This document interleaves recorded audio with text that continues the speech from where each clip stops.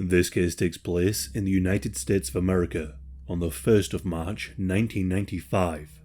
Born in 1974 and raised in New York City, Kimberly grew up as the only child of Thomas and Leanne Antonakis. Her father Thomas was a wealthy executive who lavished his affection upon Kimberly. Despite the affluence that surrounded her and the money that her father would give her, it's said that she would remain grounded. Many who knew Kimberly described her as fun-loving and beautiful. Her parents divorced when she was young, and she stayed in Staten Island with her father, expressing a deep attachment to her hometown. As she entered adulthood, Kimberly pursued her education at the College of Staten Island, going into the field of business just like her father. Eager to gain independence, she sought to move out of her father's home when she was 20.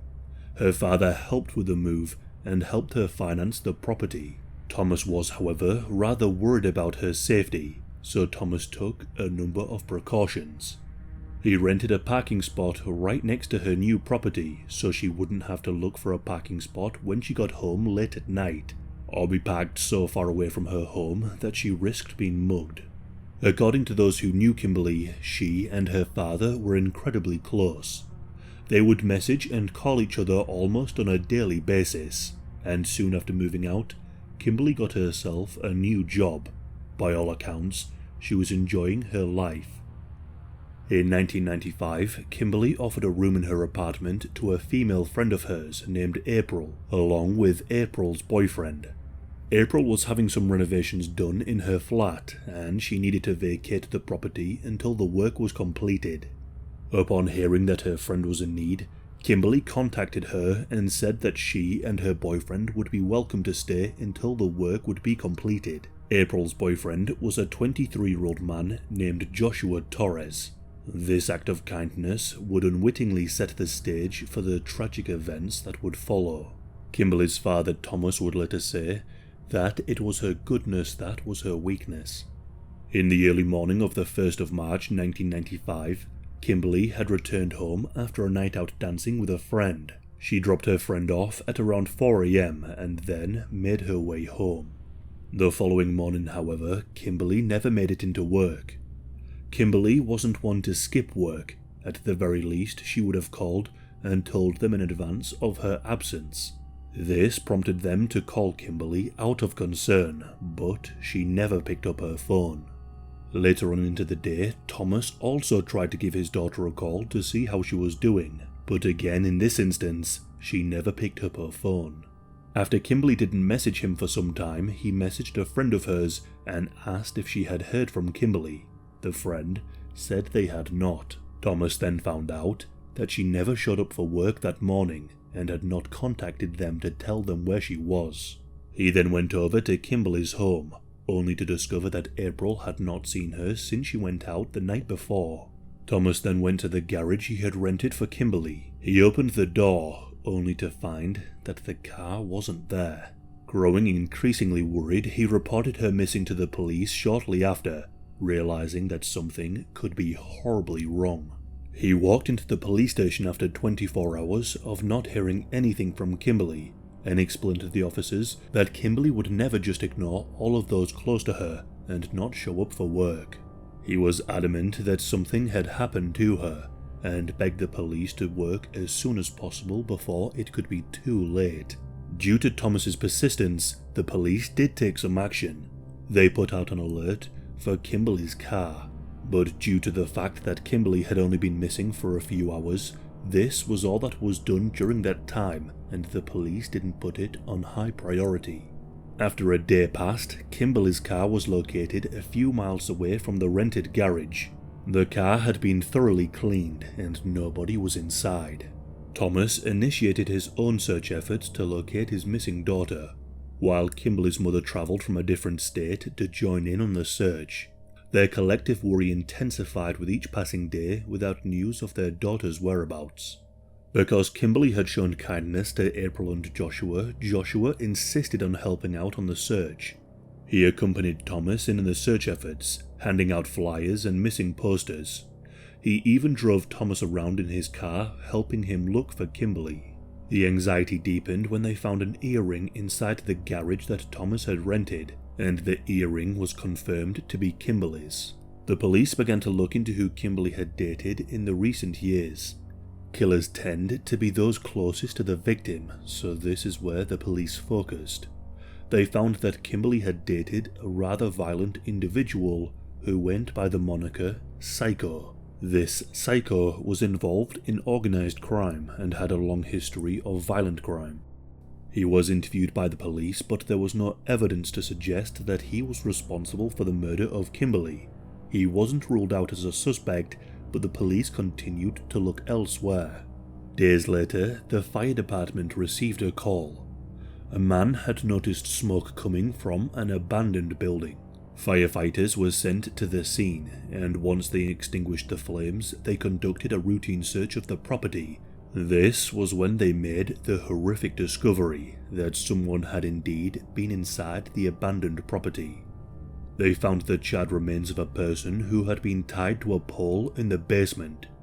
Due to the fire, the person's facial features had been destroyed, to the point that there were no identifiable features left. The body was taken away and an autopsy was conducted. The police made a call to Thomas and they asked him if he would be able to get any of Kimberly's dental records. The teeth of the body found in the basement and Kimberly's dental records were cross-referenced, and tragically, it came back as a match. The coroner had also determined that whoever had done this to Kimberly had done so when she was conscious. Kimberly had been burned alive. The inside of her windpipe and lungs had been badly burned, indicating that at some point she had inhaled deeply when she was being burned, likely from the immense pain. Even seasoned officers who had witnessed some of the most horrific crimes were deeply disturbed by the murder. No one could fathom why someone would do something so horrific to an innocent young woman. The friend who had been living with Kimberly, April, was questioned, along with other friends, but no one knew anything. Suspicions then turned to the occupants of the other houses where Kimberly's apartment was located. However, investigations into the property owners, residents, and the neighbours yielded no leads. The possibility of organised crime involvement was considered due to Thomas's business connections. He owned a property for his fire insurance business on a street that was owned by the mob. It was theorized by the police that the murder could be retribution and that Thomas could have upset the wrong person, although it seemed that Thomas had no affiliations with the mob, and this was ruled out. Months went by with no leads. That was until another murder occurred. A man by the name of Joey Negron was killed whilst he was walking with his wife. She said that she had no idea who killed Joey due to them covering their face, but she did provide the police with a name. Joey was friends with April's boyfriend, Joshua Torres, and another man named Nick Libretti. The wife confided in the police, telling them that Joey was scared of Joshua Torres and Nick right before he was killed. He even said that if anything were to happen to him, it would have been done by Joshua Torres. Joshua did have a criminal history involving charges of unlawful imprisonment. A few months into the disappearance, Joshua and April had broken up and Joshua moved on, beginning a relationship with a different woman. Joshua and this new girlfriend had gotten into a heated argument, resulting in Joshua making some serious threats against her. He threatened his new girlfriend, telling her that he had burnt a woman alive before, and that he wouldn't hesitate to do it again. Upon hearing this, she knew exactly what he meant, and who he was talking about. Fearing for her life, the new girlfriend went to the police station and told them what she suspected. She believed that Joshua Torres had killed Kimberly. The police now had enough to suspect that Joshua was responsible for the crime. Joshua, along with his friend Nick Libretti, were brought into the station, both told that they were suspected of killing Kimberly. Almost right away, Nick began speaking. He told the police that he, Joey Negron, and Joshua had kidnapped Kimberly that night, but that it was Joshua who had actually killed her. Another man named Julio was also named by Nick as someone who was involved. Julio confessed the crimes and pointed the finger at Joshua too, telling the police that Joshua had indeed killed Kimberly. The gang knew that Kimberly's father, Thomas, had a significant amount of money. The plan was to kidnap her and demand ransom money from him. They knew how close Kimberly and her father were, and they believed that he would hand over the money right away. So, whilst Joshua was living with Kimberly in the apartment in Brooklyn, he learned her routine, and in the early hours of the 1st of March, under Joshua's orders, Joey Negron and Nicholas Libretti pulled Kimberly from her car just as she arrived home from the night out. They taped her eyes and mouth shut and bound her hands behind her back. They stuffed her into the trunk of her own car and began playing music to drown out the noises coming from the trunk. They then drove Kimberly to the abandoned home where she would later be killed. The three men tied her to a pole in the basement and kept her there without food, water, or blankets for 3 days. Whilst Kimberly was tied up, Joshua had attempted to leave a voice message on Thomas's phone demanding a ransom. He did so by using an electronic voice generator so his voice wouldn't be recognized. However, the voice message he sent didn't send properly. Joshua was unable to work the telephone, and so Thomas never got the message. Thomas would later say that if he did receive the message, he would have paid them right away. As the days passed, Kimberly endured the harrowing conditions of the basement. Totally alone, without food or warmth, she was left to suffer in silence. When they didn't hear back from Thomas, they decided to end the whole ordeal after 3 days. On the 4th of March, the gang intended to release her. Julio's responsibility in this whole thing was to check up on Kimberly. However, Julio had neglected his duty, leaving Kimberly all alone. When Joshua, Nick and Joey got to the abandoned house, they discovered that Kimberly was no longer breathing properly, and they believed that she would soon die. Confronted with the consequences of their actions, they decided to dispose of the evidence by dousing her in gasoline and setting her ablaze. In the subsequent legal proceedings, Joshua, Nick, and Julio faced charges related to the heinous acts committed against Kimberly. Of course, Joey had been killed, but his role in the crime became evident through the evidence.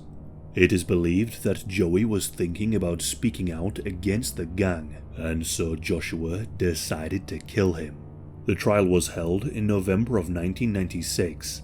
The district attorney, in presenting the case, characterized the crime as brutal and senseless.